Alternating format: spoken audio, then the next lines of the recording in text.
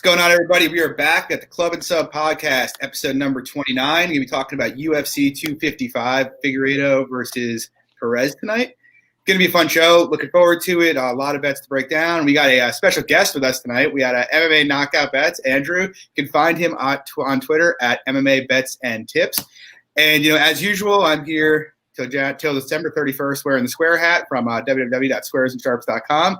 You have a lot of great merch over there. They give about 1% of their profits to charity. So, yeah, go check them out. If you're into gambling-related merch, they have some good stuff. Great company, too, noble cause. You can find me on Twitter at MMA Fox. And then, as usual, we got Luke at SWR_betting, Quinn at Orthodox1993, and Lags at Lags_the Capper.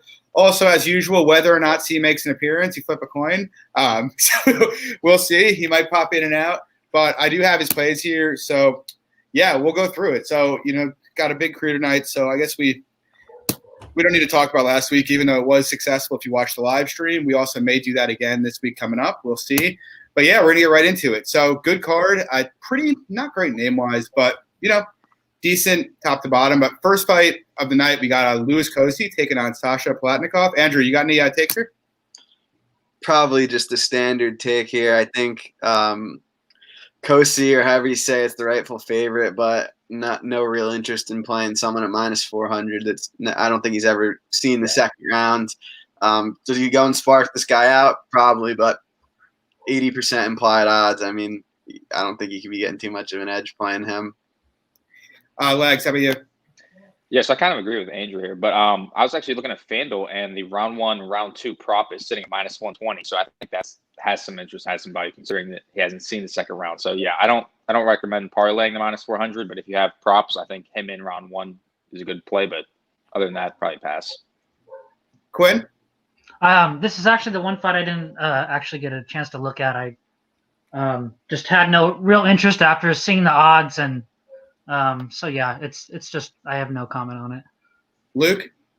Yeah, I actually do have a play here. I have 1.5 units on the under 1.5 rounds at minus 125.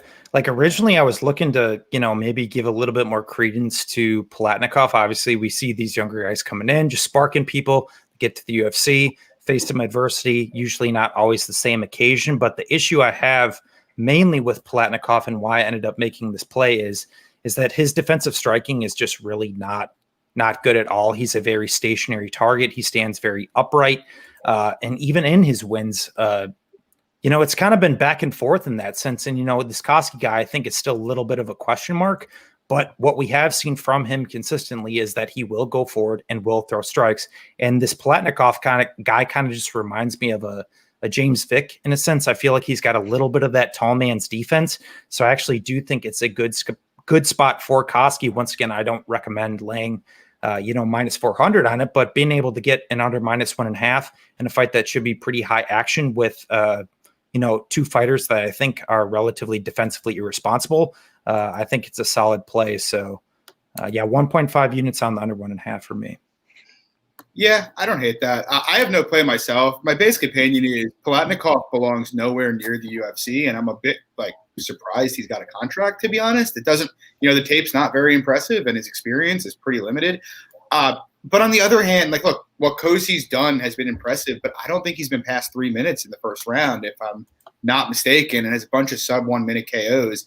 Just, he's the kind of guy, and this is going to be kind of a common theme tonight, I think, or for this card. There's just not really a lot of data to draw hard conclusions from his game. And so it's he could maybe be minus 1,000, if he's as good as his knockouts have looked. But whether he's that good, well, we just really have no way of knowing. So I don't really think there's any way you can justify a minus 400. The under, I don't mind. He's my lean because he does seem like a good athlete, and he's obviously got power. But yeah, I think this is a big time stay away. Second fight of the night, we got Kyle Docus taking on Dustin Stoltzfus. Stoltzfus coming from Contender Series where he won by vicious elbow dislocation in his last fight. Luke, you got anything here? No real strong opinion. I do like the Kyle Docus kid, but I think we'll be, slightly in disagreement about that. I don't really hate this Stoltzfus guy, I guess, as much as maybe some people do. I know his strength of competition on the regional scene has been, a little bit spotty. Obviously fighting over there in Germany. He did have a couple fights over in Russia. I do think it's a good spot for Kyle Docus, but if this fight is standing for extended minutes, I think it could also get a little bit interesting. Obviously, Stoltzfus comes from a wrestling background, or a grappling background, I should say, as well. So I don't know. I think the steam might be coming a little too high on Kyle Docus for my liking. Like I said, I think it's a decent spot for him, but I do think Stoltzfus might be getting just a tad bit disrespected. So I like Docus to get it done, but no play for me. Quinn, how about you? Yeah, no, I like Docus here. I actually like him a lot, like as a fighter in general. Like he's got a pretty decent striking. He's got a good jab. He's got a good 1-2. He'll come forward. He's aggressive. I think he's the better grappler too. He's gonna look to wrestle. Like I feel like he probably would have beat Allen if he would have just kept it on the feet. Like he was piecing up Allen there. And I don't really, I'm not too impressed with Stoltzfus striking, to be honest with you. And it's easy to look good on the mat versus cans on the regional scene. But I do think Docus is gonna shoot early, just like he did, and I think he's gonna work him from top position. I mean, it is kind of a worrying that he is kind of submission over position, but I do like his scrambles, and he's also going to be significantly bigger, like as a middleweight than Stoltzfus here. And the guy's making his UFC debut. I'm not too high on playing fighters with their debut. I don't really like the what is he, like minus 330 right now? I don't really like that just playing that juice in general, but I do think Docus pays off his price tag and rules here. Andrew, how about you?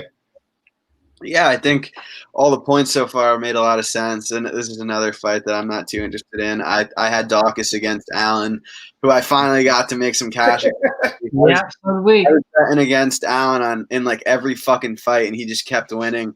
But it was time. I finally got my revenge on him. But I think Docus is pretty good. Just overall, he grapple heavy. I don't love him at minus 300 here. Like I feel like that line could probably be a little closer. I haven't played the fight personally, just kind of keeping an eye on it, but no real strong feelings. I think probably dog or pass here. Lex, how about you? I kind of agree with everybody so far, but I think an interesting play here. I haven't really played it personally, but the under 2.5 is like even money right now, and I think that Docus, like we touched on, pretty much the grappling edge and the wrestling edge here, and I think he's going to be able to find a sub here, but the sub prop wasn't too interesting either. I think it was only plus 160, so yeah, I don't know, another stay away fight I think for me personally, but I think Docus has all the advantages to roll here. Yeah, so this was a bit frustrating. I actually went to play Docus on FanDuel at minus 188. I think it was on like Sunday. Oh yeah, I remember. And yeah. as I was literally entering in my bet, I clicked enter and the line swapped from minus 188 to minus 230. Literally in a second, which I was not thrilled about. So I don't parlay much, but I do have one here, and I do have Docus in it. So I do like Docus's game, to be honest. I bet him against Allen as well. And to be honest, the big question for me that fight was, can he strike at all?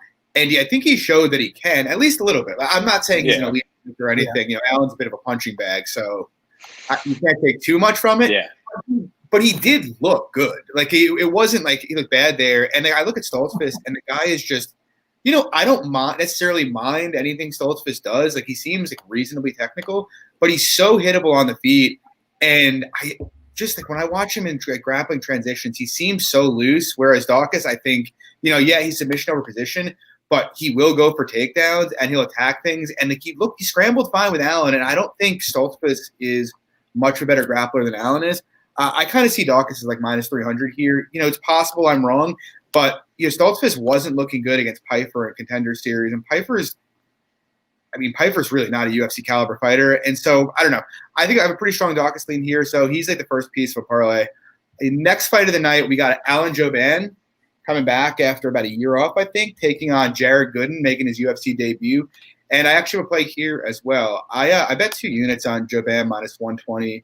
Earlier in the week. I actually still think there might be some value on the line, to be honest, though I wouldn't be chomping at the bit to bet him at minus 150. But basically, like, there are things Gooden does that I don't mind. Like, he's got good power. He throws a lot of strikes. But his gas tank's not great. he's very hittable, and I don't think he does a great job of cutting off the cage. Whereas on the other side, you have Joban, who's incredibly good at moving away from pressure. Like you look at the Perry fight, who's actually young Perry, very similar comp to Gooden, to be honest. Pressures forward, but not great at cutting off the cage. And Joban just does a great job working on the back foot with that kick and, those counter straights.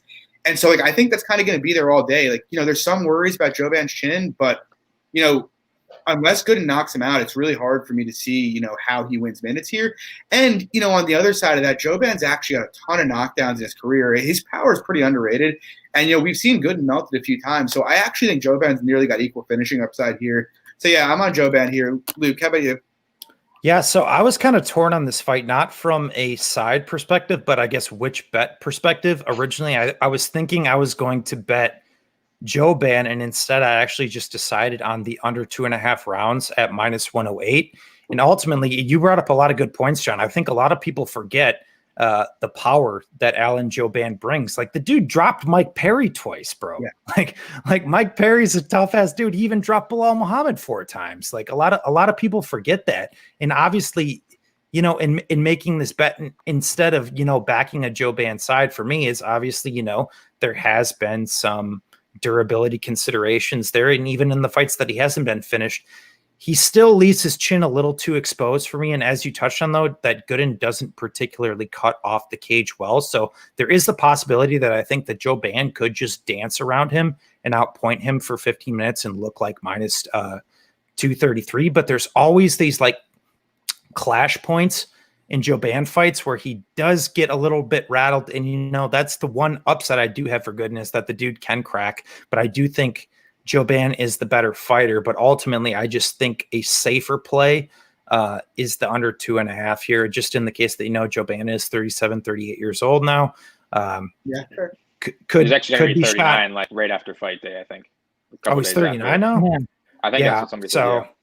But ultimately, I do think the original line that you got on Joban is not bad, John. I think he might be slightly undervalued. It just could be, one of these spots where, he just can't take a shot anymore. But we'll see. I like violence in this spot. Yeah, fair. Quinn, what do you think here? Yeah, no, I have one unit on Joban. I was able to get him at a -115.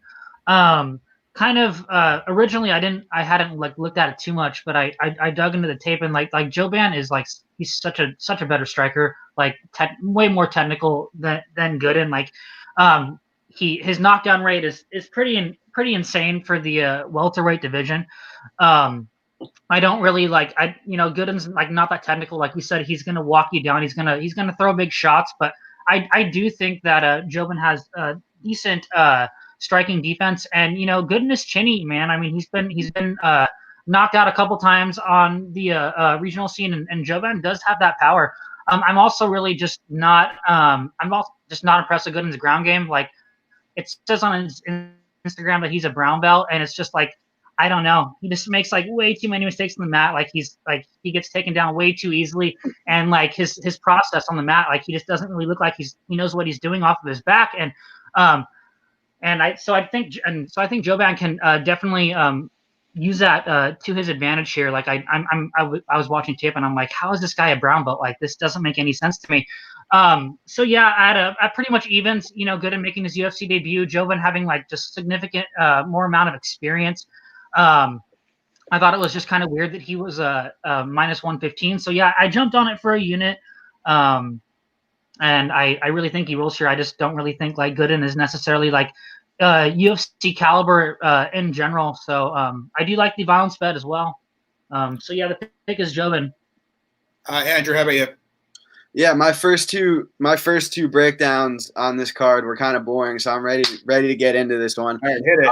I think outside of Gooden just being big and athletic and strong and hits hard, I don't know what he's better than Joban at. I mean, Joban's a 12-fight UFC veteran, and I fucked this up. I was getting ready to make. I taped every card. I tried to tape every card a week or two in advance, and I was ready to pull the trigger at Joban evens and just didn't do it. And so now it's -150, and so I'm still deciding what I'm trying to do there. Quinn, you mentioned Gooden's grappling or lack thereof. I think a very sneaky play on this fight could be Joban's submission at plus 1,400. Yeah. I know what everyone's going to say. Joban's never submitted anyone in the UFC, but I think if this fight hits the mat at all, I think it could be a club and sub. Shout out to the club and sub. I think if anyone gets to take, like, if they literally just fall on each other, I think there's like a legitimate chance that Joban could submit him. I just think plus 1,400. I kind of like the shot there, and I haven't taken it yet, but I'm definitely considering it. I think Joban probably wins this fight. I think he probably finishes this fight too. I do not hate that. Love a sneaky prop. Wags, what do you got for us here? So similar to Luke, I'm actually on the violence prop as well. So FanDuel had fight doesn't go the distance at minus 112. So I have a unit on that. Yep. I mean, you guys pretty much touched on everything. I think both of these guys are fairly hittable. Joban later, like second, third round later in the fight. But yeah, pretty much I think Joban's going to dominate this fight. I think outside of an early Gooden KO. Not much more to add. All right. So we move on. Real fun fight on the prelims. Another one. God, this is should be really fun in terms of violence. Dalby versus Daniel Rodriguez. Wags, you want to take a cracker? I actually don't really have ton of interest in betting this fight, to be honest. So I didn't really look into it. I mean, I think D-Rod's probably going to get an early KO here. I just don't really like the quick return of Dalby after getting submitted that fast. But yeah, no real strong opinions here. I think the line's probably a little wide. I think if you were going to play Dalby or play D-Rod, it's probably by the KO prop. Andrew, how about you? Again, no strong feelings about this fight, but hang on, I'm checking. Was this the fight? Daniel Rodriguez just fought Dwight Grant. Yeah. Dude, he almost gave me a fucking stroke. I bet him in that. Yeah, okay. Dwight Grant. Almost gave me a goddamn stroke. I have no interest in playing him at minus 300 against That was crazy. Him. Yeah. Quinn, how about you? Oh, sorry. No, I just said fuck that. Quinn. Yeah, no, I don't like Dalby like hardly at all. Like I think Rodriguez is gonna style on him on the feet. Like I know some people have like questions about like Rodriguez's durability, which that's standard, but like I don't really rate like Dalby that well. Like he'll walk forward, like he has decent striking, but I really love Daniel Rodriguez's striking. His boxing is so fucking good. His footwork, his movement, it's so crisp. Like he throws in such high volume. Like he landed like somewhat like what was it, like 185 significant strikes on Gabe Green, something crazy like that. Like his volume's just like he's gonna style on D-Rod on the feet, and on Dalby on the feet, and I think Dalby like really needs to wrestle here, and I don't think that he is a better wrestler. Like D-Rod is he's a 10th planet jiu-jitsu purple belt, and he trains with Joe Schilling and Cowboy and some really solid guys at the ranch. So he's always getting in really good rounds with all of them consistently. And, I personally think that Dalby is kind of a quitter on the mat. I mean, granted, he got knocked down by Ronson and Ronson mounted him. But, like, his defense, like, I don't know if he was just, like, completely just out of it. But, like, he just gave his back and just gets subbed, like, instantly. Like, that was just, like, so strange. So strange to me. And we've seen him get, like, out-grappled before. I don't have his exact we've seen him get out grappled before, and I just think D-Rod is like just like a much better grappler than him. I think he's going to justify the price. I think D-Rod is personally going to finish here. So, but no bet for me. I don't really have any interest in laying the juice on him at all. So, Luke. So I've been a big D-Rod guy as well as Quinn. I've actually had bets on him in his last two fights. I laid the chalk on him over Green. Even with the chalky price, it was pretty clearly who the better fighter was there. Kind of picked him apart. Definitely gave Green, showed some toughness in that fight. And then obviously, as a Knockout touched on, I think it was a 3 or 4 unit bet on him over Dwight Grant, and he got clipped. And so I'm sitting there throwing shit at my TV at certain points in that fight. And then he obviously went in there and finished him as well. And so really my takeaway after that fight is like, I am not laying any sort of chalk on Daniel Rodriguez until he can prove to me that he has improved his defensive striking. And I'm kind of holding with that here. Obviously, Nicholas Dalby, I don't think is some big KO artist necessarily. So I think it's actually a decent spot for D-Rod. But then again, I'm sticking to what I said. I'm still not laying that price on him until he can, not be a guy who relies on his chin, which is honestly what he has historically, and it's what's panned out for him. But we saw he almost got finished in that Dwight Grant fight. And to be honest, in probably like 70% of those occasions, that fight's probably getting stopped and he actually loses to Dwight Grant, whether you agree with that or not. I think most refs are probably stepping in there. So I think our boy C, who's not on this podcast, but from a satellite bet, I believe he does have a play on the over 1.5 rounds, which I actually kind of like here, but that got steamed pretty early around like Pick'em. It's all the way up to -170 now. But I actually do think that's one thing you can give Dalby at least a little bit more credit in this matchup. I think he is a tough guy. Obviously, I know he got club and sub by Ronson, but I think if you're looking for a play here, I think it's the over 1.5, but I wouldn't necessarily say force it. Yeah, and Ronson has to give back his win bonus for that fight. That sucks, dude. But you know whose money they can't for that fight? My money. John's. But anyway, I'll keep this short. Yeah, pretty much. I agree with most of you said. It's funny because I was going to bet Rodriguez. Who was he supposed to face last week? Arroyo? No. That wasn't Royval. Whatever. It doesn't matter. I was going to bet him there, but honestly, this line's wide. Barb. Yeah. Oh, yeah, Barberena. And I was supposed to see the co-main too. But like, to be totally honest, like you all touched on it, like he doesn't have any striking defense. The level of competition he's fought in the UFC has been okay. But like, if you look at the Means fight, he was getting lit up on the feet before he hurt Means at the end of round 1. You look at the fight with Green. Look, I don't think Green's horrible and everything like that, but the guy's a weight class smaller and literally was just walking through his shots and putting it on him. And then even the Grant fight.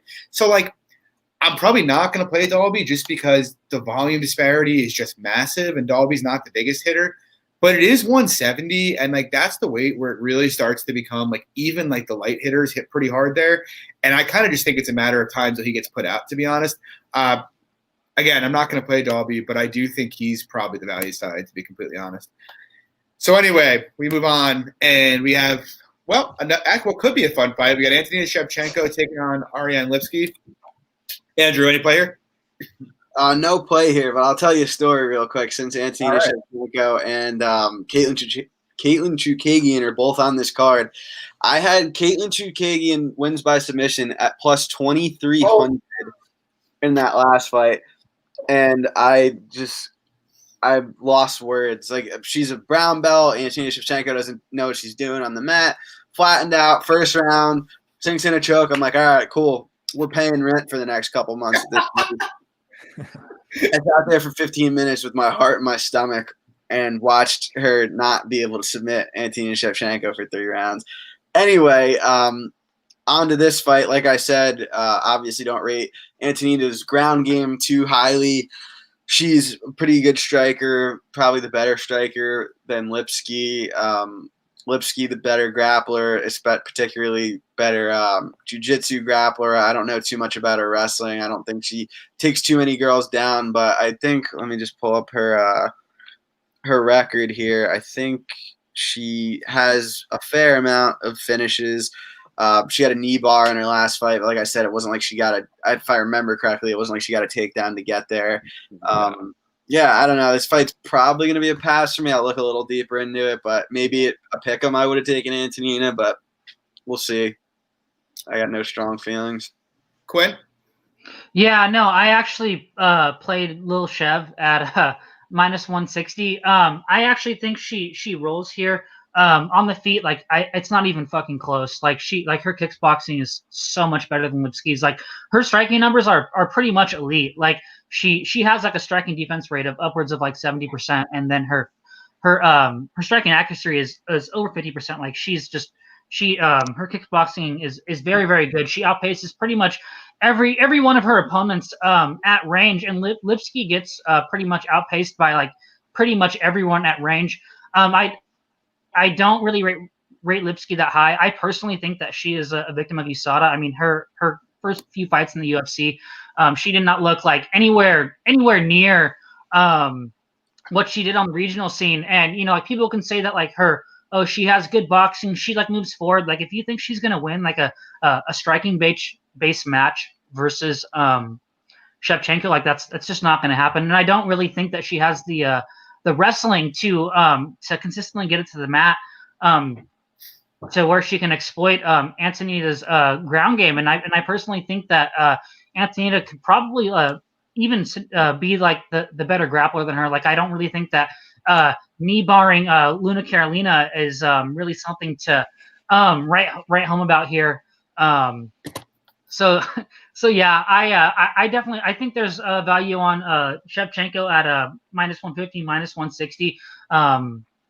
I just really think that Lipsky is pretty outgunned here in general. I think that Shev wins a pretty dominant decision.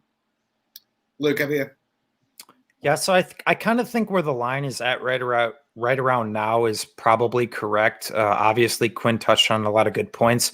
Obviously, I think Antonina Shevchenko is the much better striker, but in low to moderate level WMMA, I'm just not trying to lay chalk on a counter striker personally, just based on judging optics, in the sense that like even if Antonina is having a ton of success, just based on the fact that if Ariane Lipsky decides to, bite down on the mouthpiece, old school Ariane Lipsky, KSW Ariane Lipsky, and just throw strikes and, land some here or there, we've seen crazier things. So with that being said, I'm not betting Ariane Lipsky because she has just done a complete 180 since her regional scene career. I guess I don't really understand what the disconnect has been with her since then, but I think it's a decent spot for Shevchenko, but not one that I want to invest my money in. I mostly echo your thoughts. Pretty much like the thing is Shevchenko's a better striker, but she's not really she doesn't have much finishing upside there. And so you're talking about a ranged kickboxing fight where, Lipsky's the younger girl, probably making improvements. I'd expect Shevchenko to walk through her on the feet, to be honest. But I don't, again, there's not much finishing upside. It's you never know what's going to happen in fights like this. Look at Andrea Lee, Lauren Murphy, fights like that. And then, even when you take that out of it, what we saw against Chukagian was disturbing on so many levels. It's virtually impossible for me to trust Shevchenko in any spot. Lipsky's a decent enough submission grappler. The problem is, if I saw Lipsky attempt 3 to 4 takedowns a fight, I would bet her here without blinking. But we haven't seen that. And so, while I suspect she may go that route, I can't really rely on it. But nonetheless, that hole in Shevchenko's game against a girl who can submission grapple is large enough that I want no part of her. If I'm going to play Shevchenko again going forward, this is just my opinion. I couldn't play her as a favorite, I don't think. Chukagian had no takedowns in the UFC before that fight, and she looked like Khabib. So, I don't know. That's just my take. It's a pass for me, but I think there's enough holes to avoid Shevchenko completely. Lags, what's your thoughts? Yeah, you pretty much echoed my thoughts, actually, John. That's kind of why I'm not really interested to play Shevchenko minus 175 in the year. I was on her as well against Chukagian for a unit, so that kind of sucked.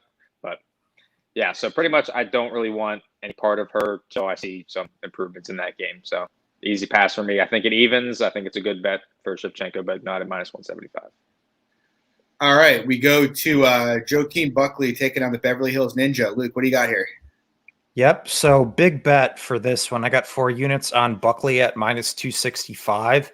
The line's actually kind of held right around there. I was kind of surprised. I thought this was going to kind of be like a Sean Strickland, Jack Marshman scenario where the line just kind of skyrocketed, not necessarily based on stylistics, but I'm kind of surprised it's holding. And the reason I'm saying that is actually, I'm not the biggest Buckley guy. I know you guys are actually bigger Buckley guys than I am personally. You guys cashed that nice bet over Kasanga and I.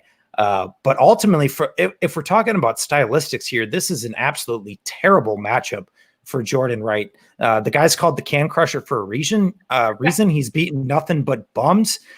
Even against Ike Villanueva, I actually thought there might have actually been a little value on the Beverly Hills Ninja just based on the fact that Ike Villanueva is not a good fighter. But this is literally the first time, he's fighting a relatively decent fighter outside of the one fight he had with Fluffy Hernandez. And what happened in that fight? He absolutely got blitzed in the first round. So what do we see from Buckley? We see an aggressive guy who's going to come forward, throw strikes in high volume, has a ton of power against a guy in the Beverly Hills Ninja who just throws naked kicks, tall man's defense, whose best game is really honestly his submission grappling, but he's a guy who does not have any offensive wrestling upside. I talk about this all the time, guys.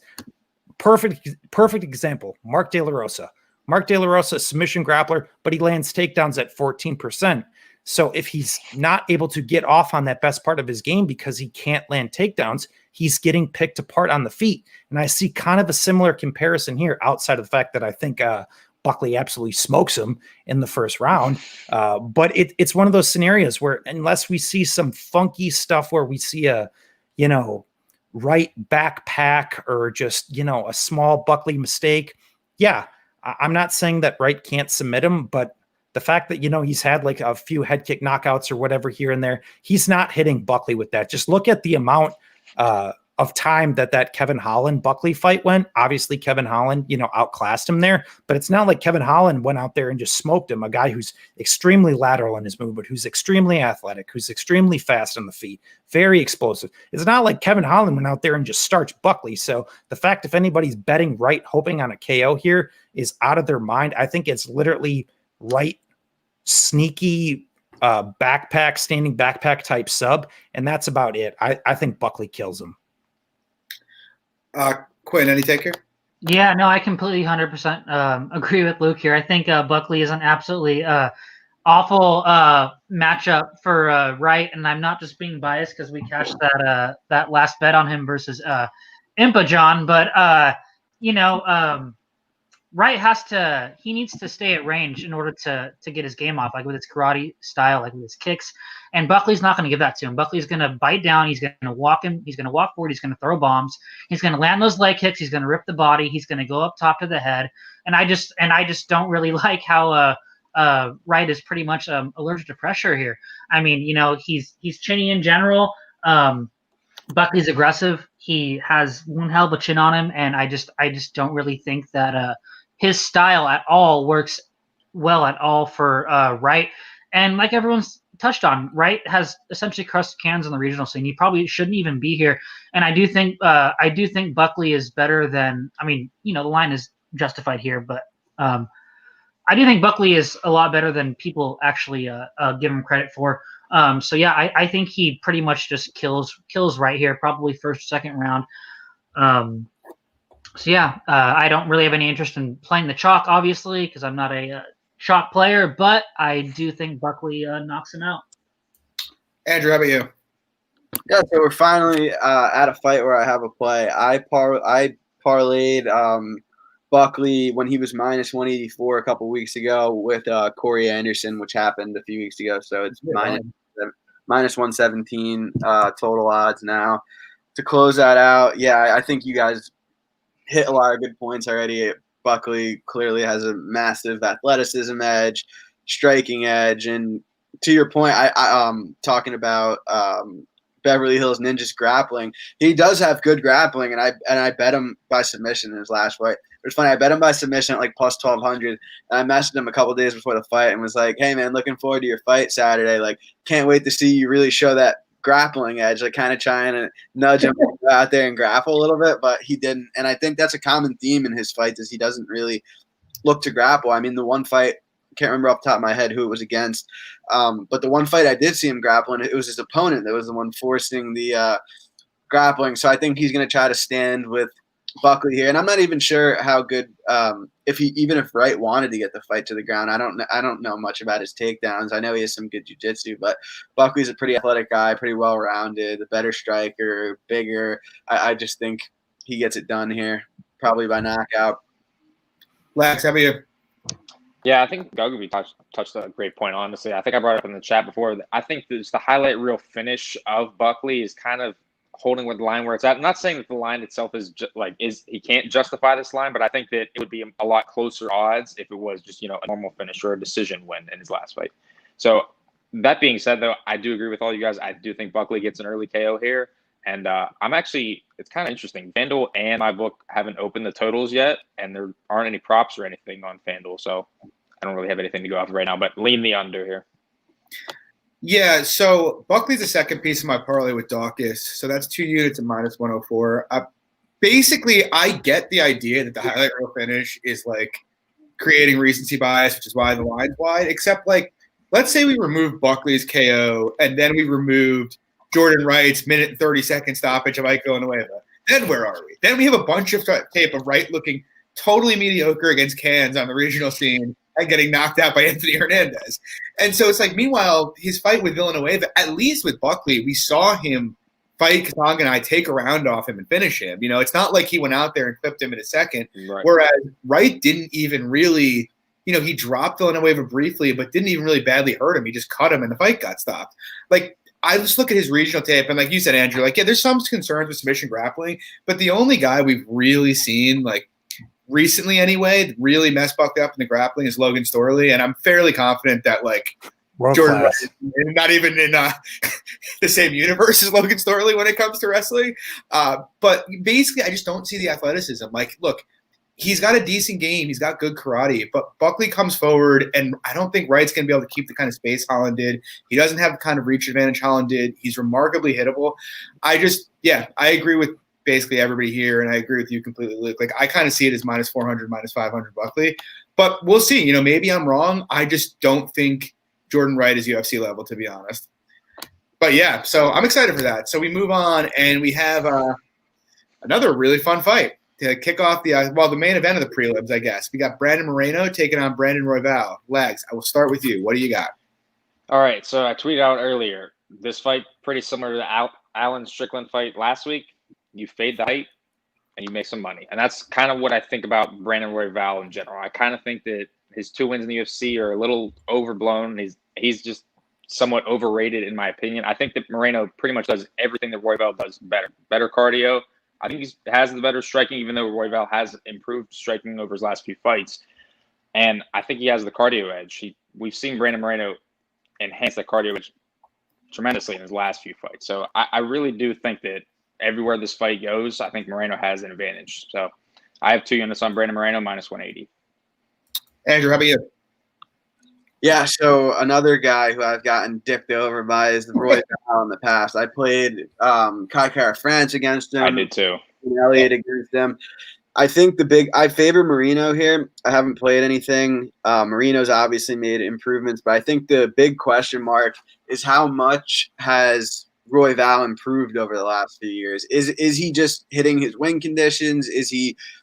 Or think the chips just kind of fallen in his favor, or has he actually he's definitely gotten better, but how much better has he gotten versus from the Casey Kenny fight when he got pretty much dominated? That's the question. If you can answer that question, you know who's going to win this fight, because the Royval from a couple of years ago, Brandon Moreno blows him out of the water, but it's just, did he really get that much better? Did he just hit his win conditions? Did things just kind of fall in his favor? And I think, like I said, if you can answer that question, you know who's going to win that fight. I'm picking Moreno, but I do acknowledge that I've probably underrated Royval in his past couple fights. Yeah, so I bet Moreno. Yeah, I bet him also here, I got him at minus 166. I also bet Kai Kara-France, and I also bet Tim Elliott. And yeah, so like that was my big takeaway from the Kara-France fight, because I bet. Like the Elliott fight, I was like, well, Tim Elliott gassed for the first time in his career. Fuck me. Right. You know, the Kara-France fight, I'll say this. Kagabe just mentioned it in the chat that he doesn't have process, but he's aware of it. And it's true, because, you know, that style, at least until you get knocked out, that I'm going to sprint, march forward, and just throw as much as humanly possible, it's going to beat the people that don't knock you out. Like that is, you know, it will, at least there is some method to it. My issue is, like, first of all, Moreno kind of has that kind of rabies style as well. And like if it comes into a pissing contest and we're going to test our durability and see who wins, I kind of trust Moreno to win that. I do, yeah. Yeah, and then even beyond that, though, like if you go back and watch Royval's fight with Kenny in LFA, you know, Casey Kenny's a good wrestler, but he's always been a little undersized, and his wrestling, for whatever reason, just hasn't translated to the higher levels. He looked like Khabib against Royval. Like you could argue that it was 50-43 in that fight. Same thing basically happened with Elliott. And, you know, you look at Moreno, you know, this is a guy who competed in grappling with Askarov and Formiga and drew one of those fights and won the other. He's got a decent takedown game.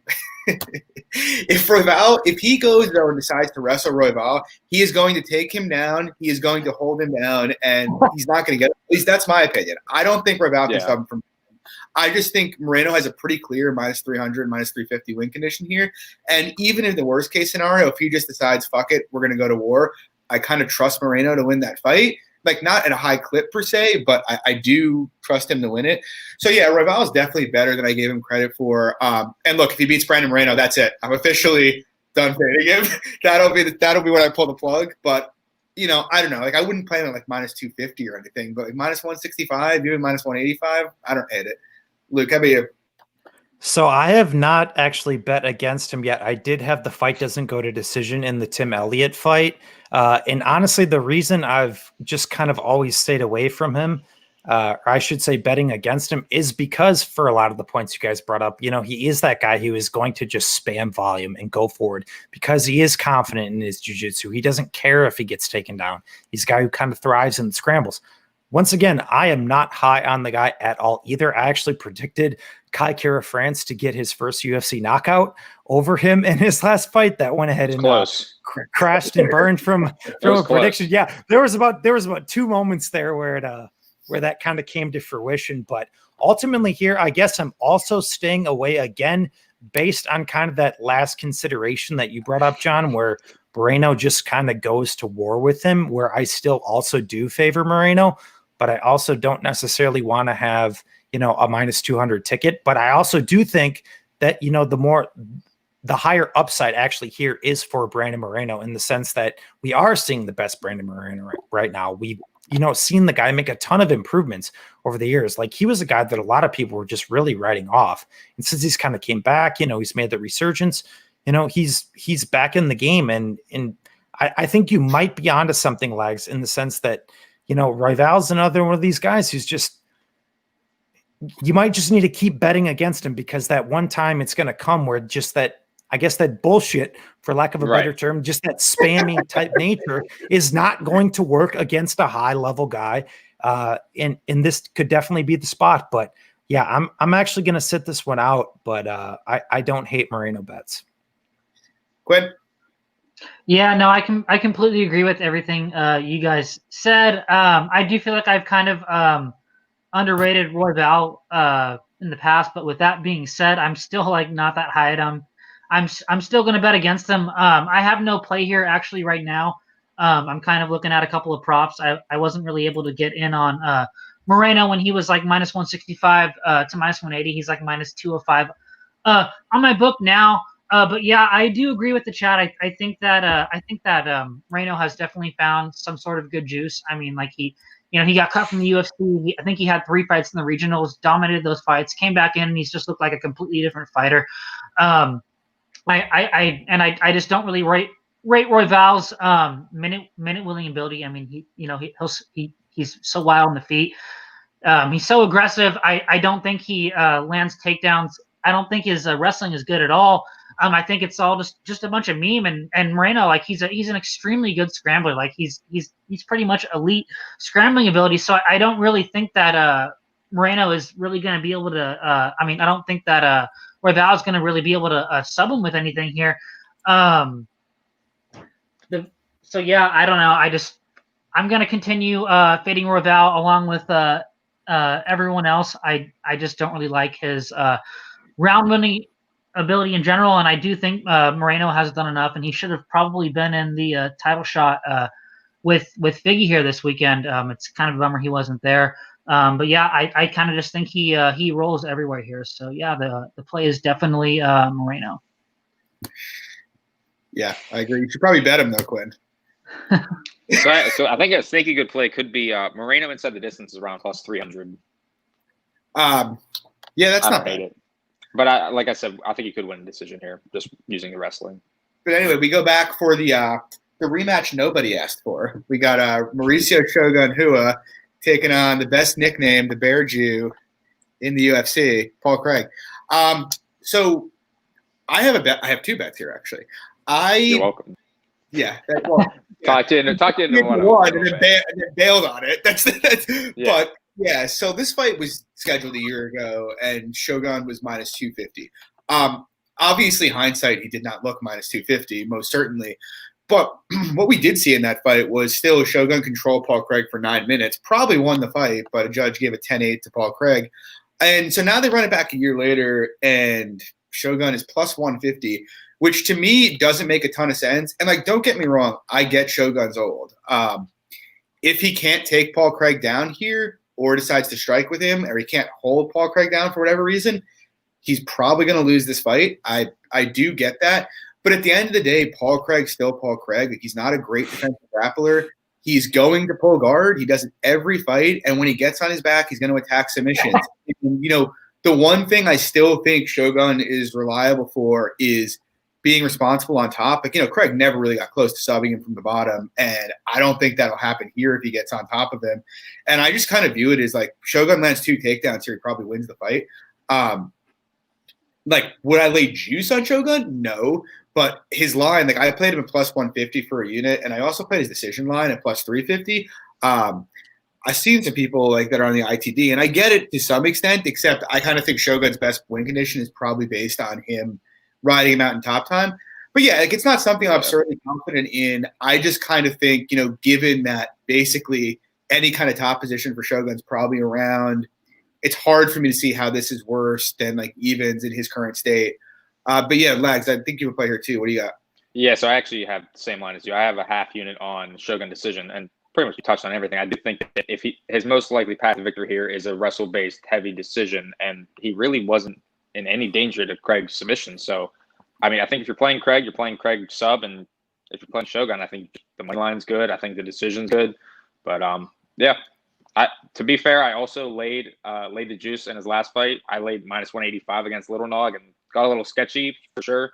But yeah, I don't know. I think just laying juice in general on him isn't a good idea. But him at the dog price here, I definitely like it for sure. Andrew, how about you? All right, so I got a lot to say about this one. So I was one of the people who did play, who played the juice on Shogun in their last fight. I played like minus 250 or whatever you said it was, and completely full disclosure, there was no value on Shogun minus 250. He 100% won that fight 29-28. Like, I thought it at the time. I watched it back the other day. I was like, and I get it. I mean, I'm not one of the idiots who say, oh, I get screwed on every split decision. But, like, that one, Shogun 100% won that fight 29-28. That being said, I agree with Craig being the favorite here because I feel like if Craig didn't fight like a fucking moron in that fight, he wins it. Like, he almost had him knocked out. I think if Craig just wasn't an idiot pulling guard, like, he would win this fight and he'd probably win on the feet and like he'd probably finish him. And like, I'm even thinking about playing Craig KO here. I know Craig only has like one career KO, but Shogun was almost out in that first round. I mean, unless he literally has like a single digit number of brain cells, he'll know not to pull guard this time.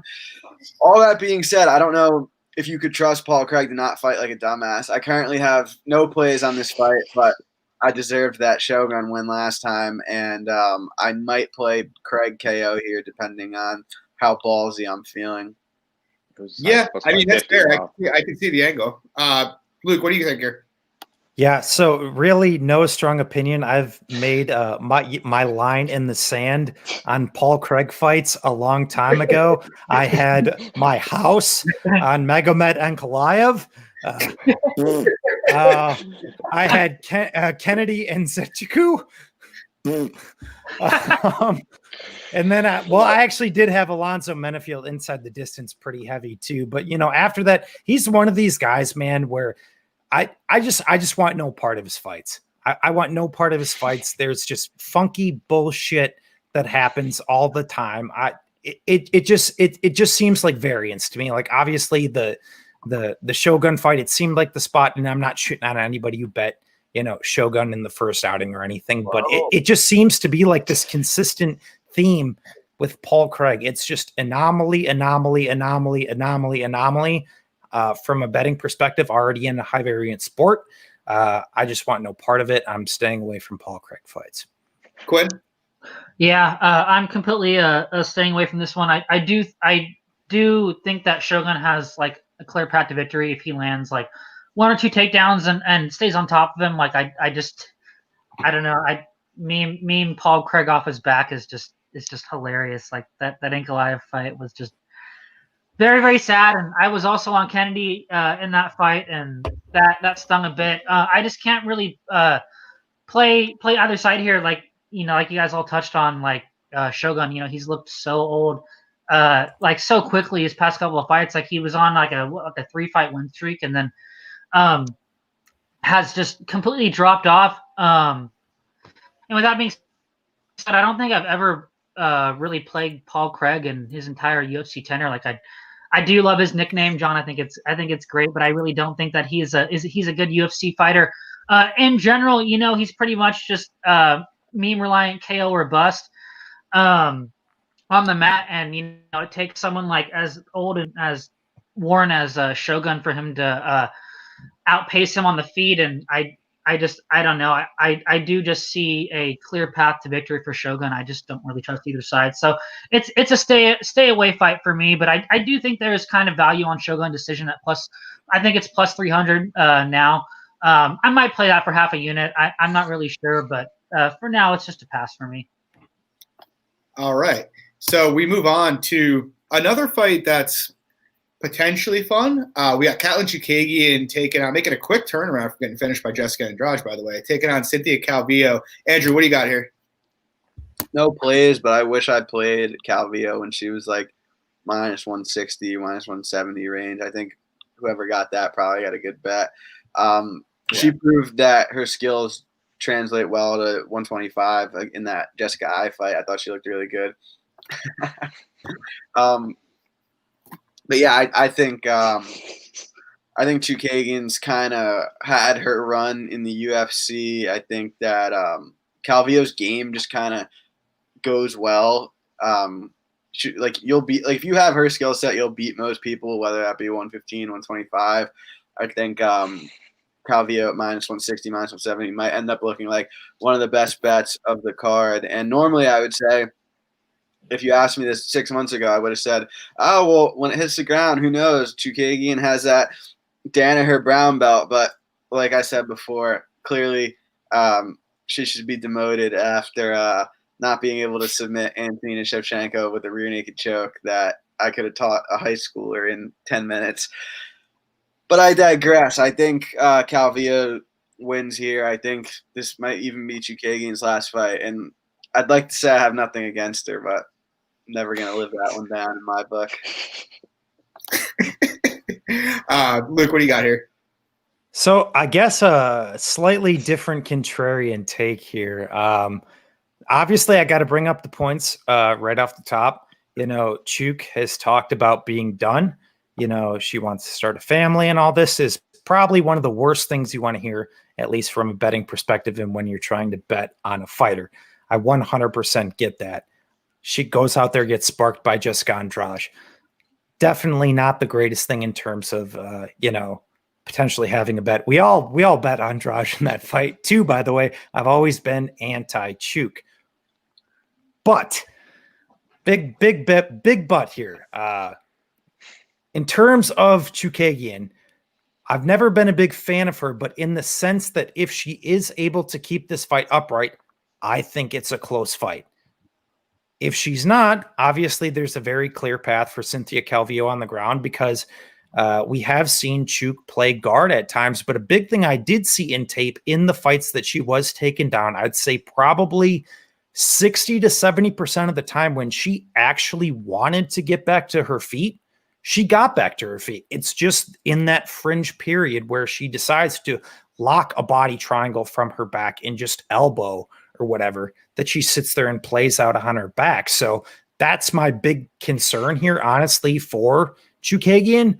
But in my opinion, if this fight's standing, Chookagian's the much longer girl, whether it's effective in what she's doing or not. Honestly, at this point in 2020 in MMA betting, I don't care. She just throws. She makes noises. It scores on judges' scorecards. It has consistently. Whether I agree with her or not is completely irrelevant. And the fact of the matter is Calvillo has fought some long girls in the past. You know, Joanne Calderwood, she won that fight. But also, JoJo Calderwood is a girl who walks forward, is a zombie girl, squares her stance, does not move her head at all. She fights Courtney Casey, a girl who it should probably have been an easier win for her, goes 0 for 6 on takedowns, and Courtney Casey is very competitive with her in that, goes 29-28 and only gets outlanded by like 10 strikes. Jessica I came into that fight extremely sick. missed weight. Still, honestly, I'm trying to figure out how that fight would necessarily play out. Out of 10 times, if we get a fully healthy Jessica I know a lot of people are going to disagree with me on that, but I was holding the Jessica I ticket there. So ultimately what I'm saying is I think there might be just a little bit too much narrative here on this fight. Obviously, if Calvillo comes out here and grounds her, definitely a solid path here. But if this fight's standing, I think it's a close fight. So honestly, I'm waiting. And I think the line on Calvillo continues to climb, but I'm more than likely going to be taking the dog shot on Chookagian here. Yeah. So you guys know, because I mentioned it in our chat, like when I saw this line, I was thinking about playing Chook. Ultimately, though, so like Luke, you and I touched on this 2 weeks ago. We touched on it with Ian Heinisch. Then last week we touched on it with Strickland. Like when I look at how this fight breaks out, and like this is my big problem with Chook here, it's like I don't really see a path for her to win that's not a very, very close fight that Calvillo might win. Whereas on the other side of things, I can see the path where Calvillo takes her down and just completely wipes her out. Real quick, John, I'm sorry, I don't mean to cut you off, but at the same time, you're also getting plus 250 on that. No. I don't disagree with you. But what I'm saying is I do think there is a world in which Calvillo could pay that off. Like, sure. When she's put girls on the mat, mostly they really generally just haven't gotten up. Somehow, I mean, Marina Rodriguez sacrificed a limb and got up in round 3. I don't really know how that happened. But, this girl, she held down Carla with ease. She basically wiped out Patello on the mat. I mean, again, not that special, but still. You go back and watch her regionally, she fought Jillian Robertson, who's a pretty slick grappler, and she absolutely mangled her on the mat. Now, look, to your point, Luke, I think there are real questions about whether or not Calvillo is going to come out here and pursue a heavy grappling-based game plan. I don't think she's reliable to do that, so it's like I'm not really looking to lay – the juice on Calvillo at all. And I don't hate a Chook bet, to be honest. Like, if she ended up getting up to plus 300, I'll probably stab it. But I do see, a scenario where Calvillo completely wipes her out, whereas I don't really see the same from Chook. Like, even if it's a completely standing kickboxing match, I favor Chook, but it's only like ever so slightly. And, Calvillo, to her credit, did show more willingness to wrestle against I. So for me, it's a pass. Like I said, if it gets up to plus 300, well, then I'm game. But, it's a quick turnaround for Chook. And, me, I'm always willing to throw a dart, but I don't know if this is going to be the spot for me. Legs, how about you? Yeah, I mean, you guys pretty much touched the nail on. I pretty much think that this fight's going to play out as close as Cynthia lets it. If she engages the wrestling early and often, then the line's going to be justified. She's going to be able to take her down, potentially submit her. But like you guys touched on as well, if she doesn't engage in that wrestling early and often and just kind of just plays that long range striking game, it's going to play out a lot closer. So I don't hate the Chook bets either. It's a pass for me. But the early lines on Cynthia, I don't hate those either. Quinn, how about you? Yeah, no, I completely agree with Luke's take here. I think the line should be definitely closer. I'm not like a huge fan of Chook's striking, like in general, like her metrics and numbers like aren't that great, but she does throw. She is active. And I think that's like enough for her to win striking exchanges on the feet versus Calvillo. Like I know that Calvillo has made like improvements on the feet, but I still think that like you have to kind of give the edge to Chook to think that like I personally love Calvillo. I cashed on her versus I've cashed on her in the past. I think she has one of the best back takes in the division. She's a fucking phenomenal grappler, but she's also facing a Danaher brown belt, so it's like, even if she does like get on top, I mean, I think she is going to get on top. Like she has a solid fucking double leg, Calvillo does. But even if she does get on top, like, is she like, she's just going to hold her there? Is she going to be able to pass? Like, is she just going to like stay in guard and just like lay on top of her? Like I don't really know. Like I personally, I love the Danaher squad. I think they're some of the best grapplers in the world, and I know that he doesn't just fucking give his belts out for nothing. So I do think that like people are kind of like underplaying that a little bit here. So I think kind of like plus 225 is a little bit weird to me. I haven't played it yet just because I'm kind of trying to see if like parlay money is gonna come in on Calvillo here, and it's also just in general just kind of hard for me to bet against Calvillo. I love her game a lot, but I do think it's lines a little bit disrespectful on Shoot, considering I think that she does have slight advantages on the feet here.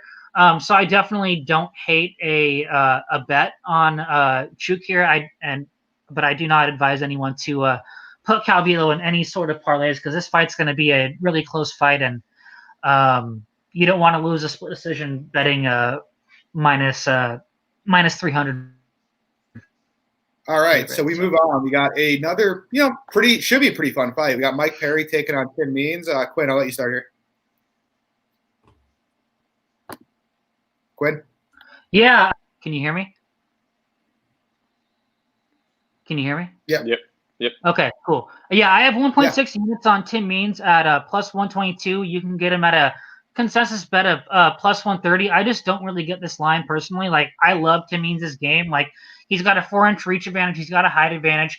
He's technically like so much better like on the feet than Perry. Like his boxing is like levels above Perry. I know there is slight questions with durability, but like I just don't get how you can like trust laying money on Perry here at like minus 150. Like regardless of like all of the nuances outside of the cage that he's been dealing with, like he doesn't have a coach. Like his coach is fucking his pregnant girlfriend, and on top of that, we've seen Perry get like outpaced at range by like multiple like different fighters. Like Max Griffin in general, and like personally, like Tim Means would fucking shit on that guy. Like, and I don't like Perry's fight IQ. I don't like the fact that he he had a clear path to victory to keep it on the feet versus Gall, and he decided to grapple with him. Like I personally did think that Perry could have had success there grappling because I just think Gall is extremely overrated, but he had such an advantage on the feet. Like he should have finished that fight there. Like that was just weird.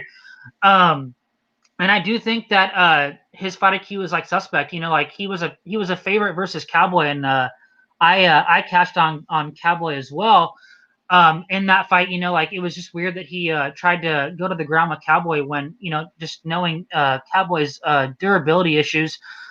So with all that being said, like, yeah, I don't really see how Perry can be like minus 150, minus 160 here. I really think that Means should be the slight favorite. And, we've seen Means come out and wrestle. He's landed 6 takedowns in his last 3 fights, and that's more than he's really ever landed. And I do think that he's gonna like go to that here a little bit too. And I think he could, land takedowns on Perry and work with him on top. So yeah, it was pretty much like a no-brainer seeing that line, in my opinion, for betting him here. I just don't really like Perry's game at all. So yeah, I have 1.6 units on Means at plus 122. All right, Andrew, you got anything here? Oh, Andrew's on mute. I don't think so. Luke, you may have.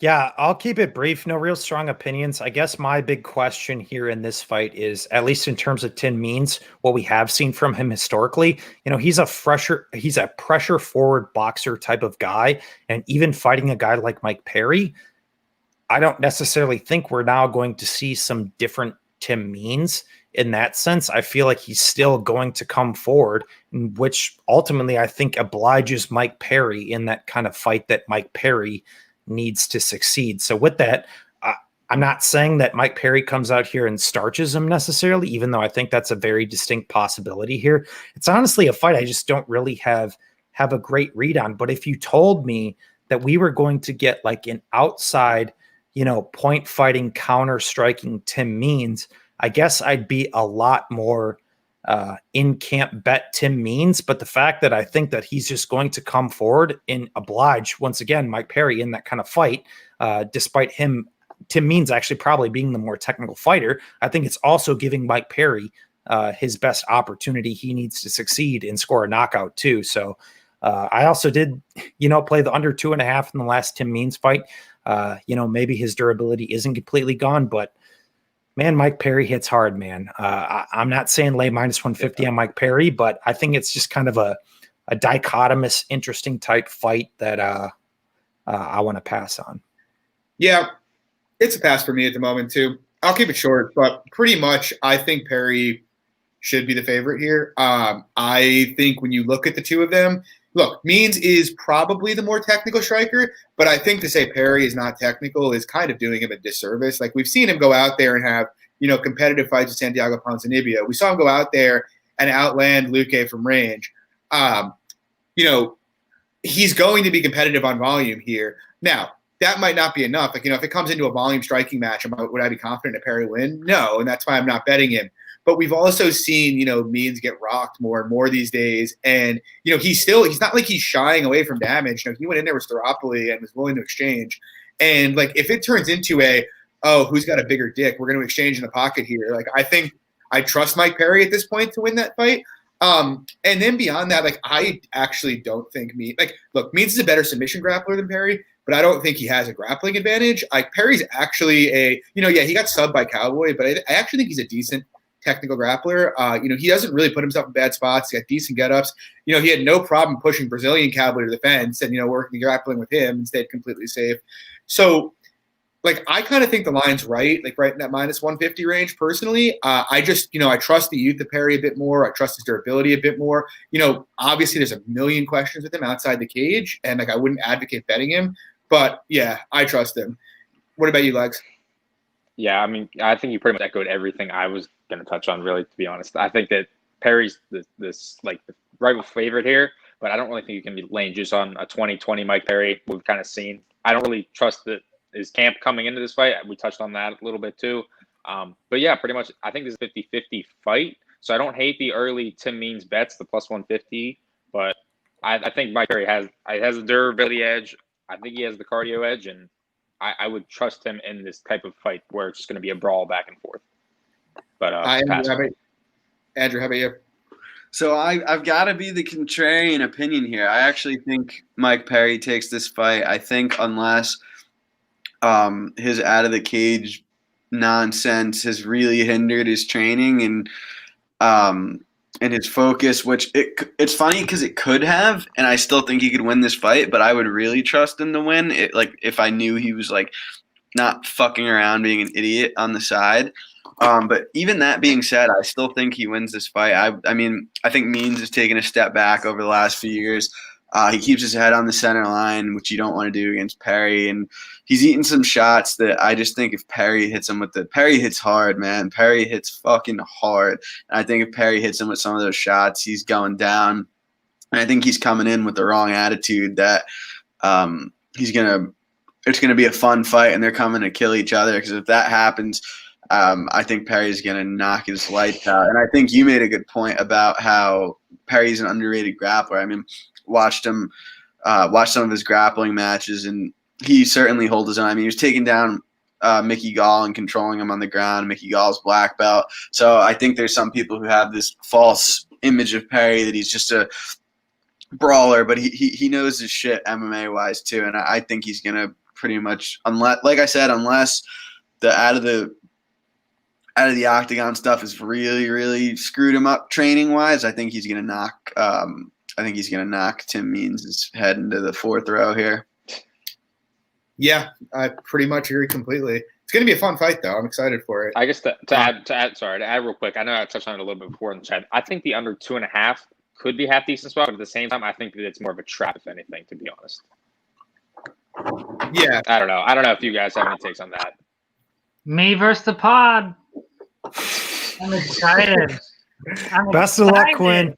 That's the luck, Quinn. All right, we go to the co-main. We got Valentina taking on Jennifer Maia. I don't think any of us have a bet here, to be honest. Do we? I don't. Andrew, you have any strong takes here? Yeah, I think Maia's going to fucking kill her. No, I don't have any strong takes. Yeah, anybody? I don't even need – I mean, honestly, anybody who wants to break it down, take a shot. But, Lags, you want to take a shot at this? Yeah, real quick. I think somebody touched on it in the one Discord chat, though. But I think Shevchenko in rounds 1, 2, and 3, minus 115. I think that's probably your best bet in betting her. to be honest, I think it's kind of tough to gauge on a path of victory for her. Honestly, I think I could see Maya surviving to be a decision. It just kind of depends on how aggressive Shevchenko is in there. Yeah, my issue kind of with playing Shevchenko finishes are like, I don't know. It seems It's like 50-50. And she like goes in and out as to whether like her level of aggression. Like sometimes she's just cool to like hang back and just play the outside counter game, and then other times she goes total like aggro rabies. And so it's like, yeah, if you told me she's gonna come out here, put her down, and just beat the piss out of her, like okay, but I don't really trust her to do it, So Luke, yeah, that's fair. Yeah, nothing real strong. I guess just like a tiny interesting prop. Like if you got in on like it early, the fight starts around 2, like at -275. It's obviously super chalky, but I think honestly that's probably a pretty safe bet. Obviously Shevchenko can come out here and nuke her. She's a much better fighter. But one thing I will give Jennifer Maya credit for is, she is a tough girl. It's just the question of, does she go out there and get fucking smoked in 5 minutes? I don't think she gets smoked in 5 minutes. So I think, if you're the type of guy to sit there and lay or put some props in your parlays, I think that could be a sneaky good one. Yeah, Quinn, any opinion? I think Shev kills her. I don't really have a breakdown. I've never really been a Maya fan. I'm kind of surprised she's like even here right now. I think Shev is probably, she's probably the second best women's MMA fighter in the world, and I don't think Maya, outside of just some fluke meme shit, I don't really think Maya has any sort of a chance here, So I obviously no bet, but I think Shev kills her. All right, so we move on to the main event. We got Davison Figueiredo taking on Alex Perez. And I don't know. I'm not going to go too hard at the people after I went hard about this on the Benavidez fight and the Kamzat fight and everything. Come on, you got to do it. Come on, you got to take it away. Go first, bro. Let's just go. Take it away. We've taken a couple prospect pelts this year. We've got O'Malley in the bag.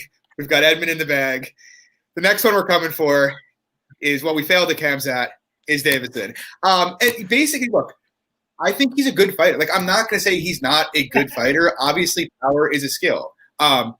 If I was to compare him to anybody, to be honest, and this is going to sound a little weird, but it's like almost like a poor man's McGregor. Like I was going to say like a Francis Ngannou. Yeah, or like a Francis.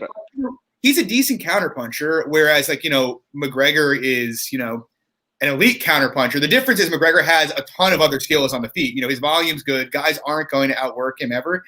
But basically, like, that's his game. It's basically counterpunch and kill you or lose minutes. Like, basically, that's been his whole career. And it's like, you can sit here. For you to cap Figueiredo at -300, you have to tell me he's like 65, 70% to finish here.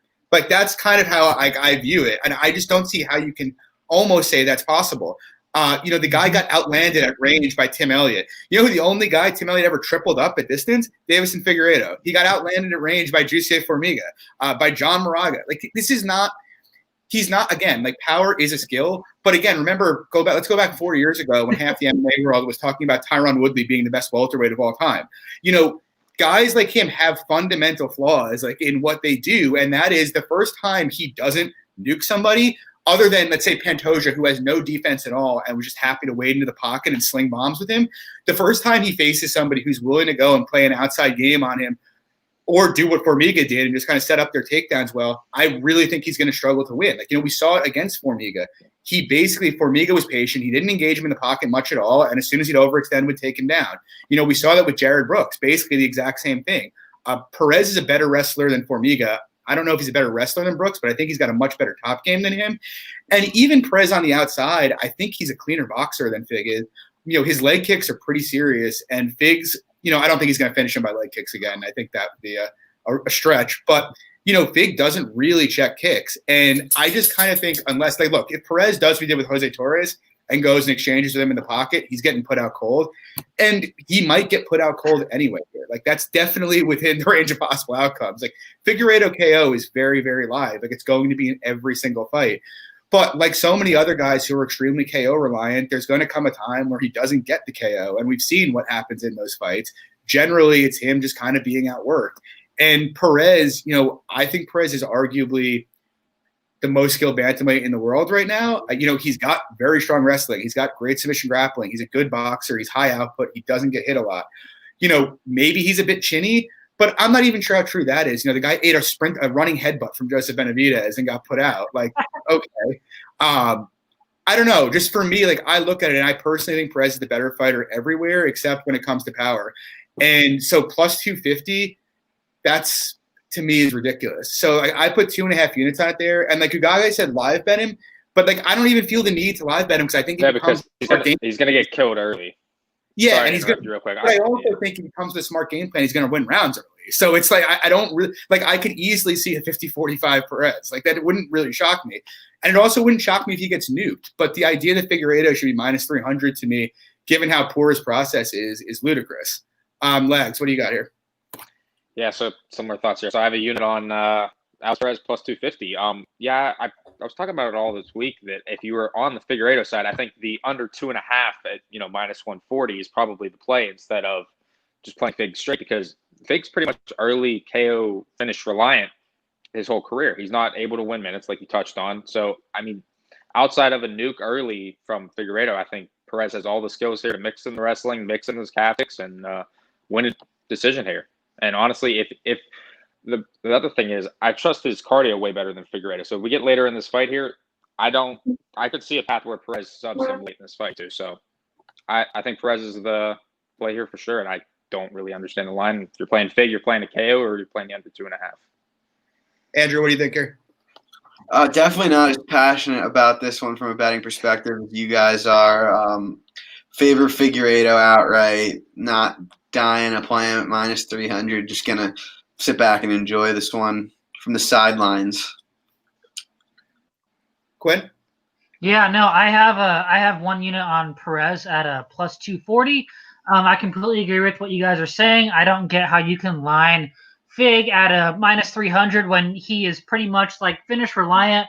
Like, that being said, like, is it always a scary proposition? And betting Fig, yeah, like, I think he has a pretty fucking goddamn solid submission grappling. Obviously, he hits, like, he's the hardest hitter at 125.